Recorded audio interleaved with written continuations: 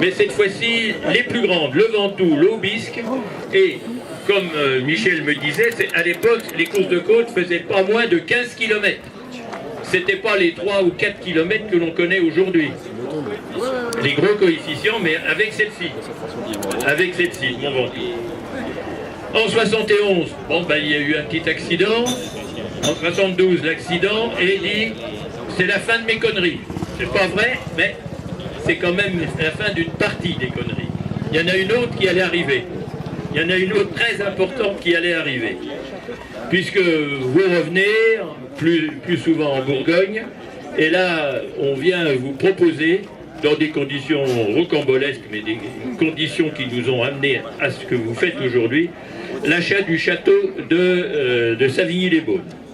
Ce château est resté très longtemps dans la même famille, la famille de Vauchier.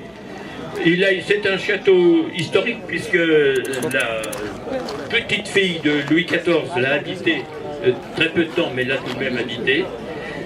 Il a été vendu, il a été acheté par un Anglais, tout le monde connaît son histoire. Cet Anglais a pillé le château, il a déménagé tous les meubles de valeur qui étaient à l'intérieur, il a décroché les tentures, il a décroché les tableaux qui étaient là, et il est parti.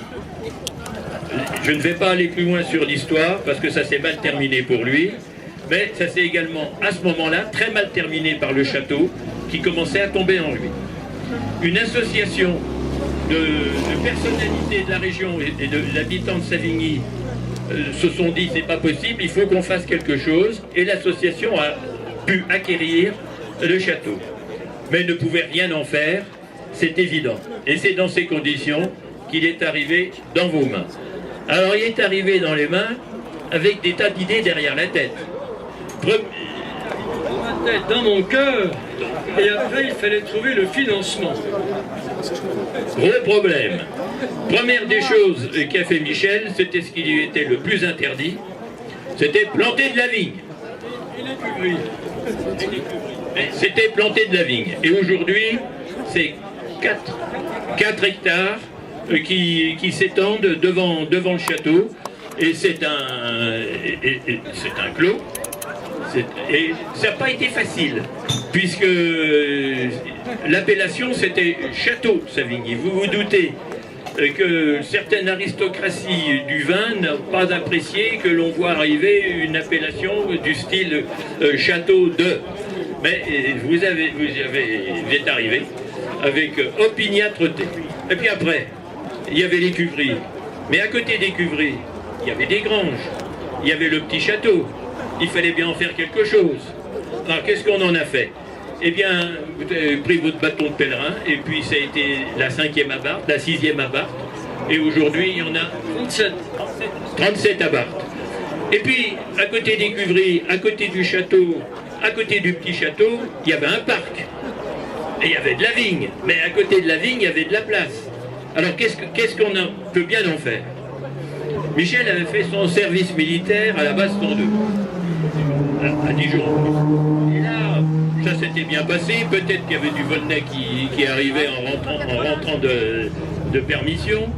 Et des contacts avaient été noués. Il dit, mais dans le fond, il y a la place. Il y a quand même de beaux avions de chasse en France. Et si j'écrivais au ministre pour qu'il m'en apporte un. Et un beau matin, Michel a pris sa plume et il a écrit au ministre, c'était Charles Hernu. Michel Giraud.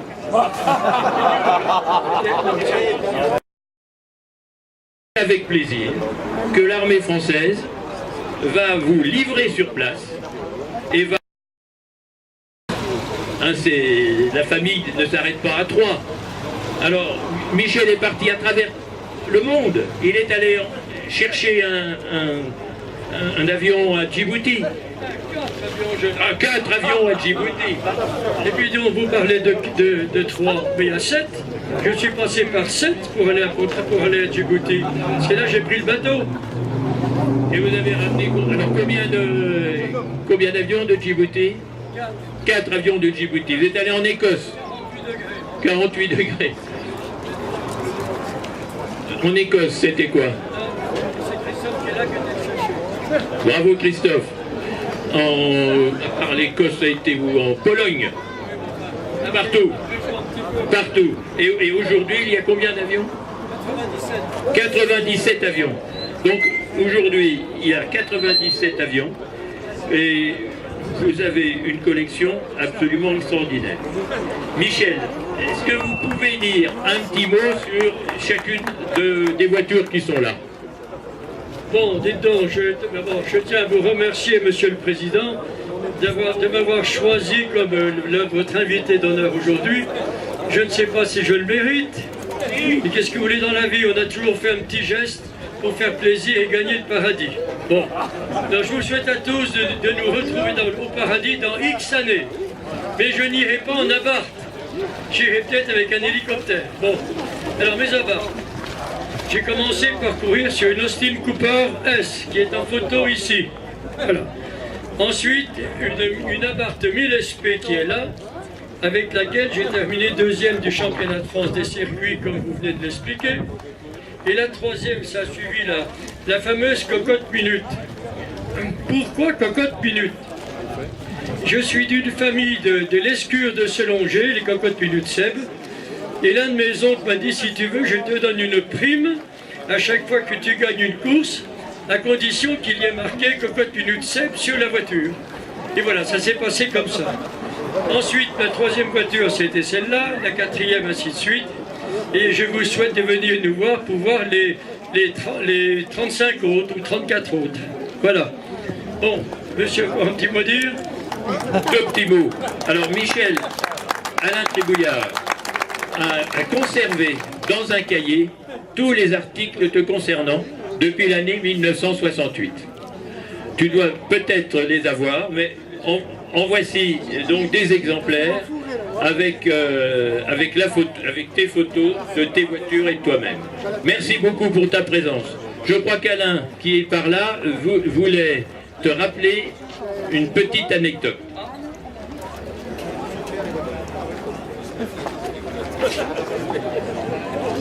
Bien, bonjour à tous ou rebonjour, je vous ai vu à l'entrée.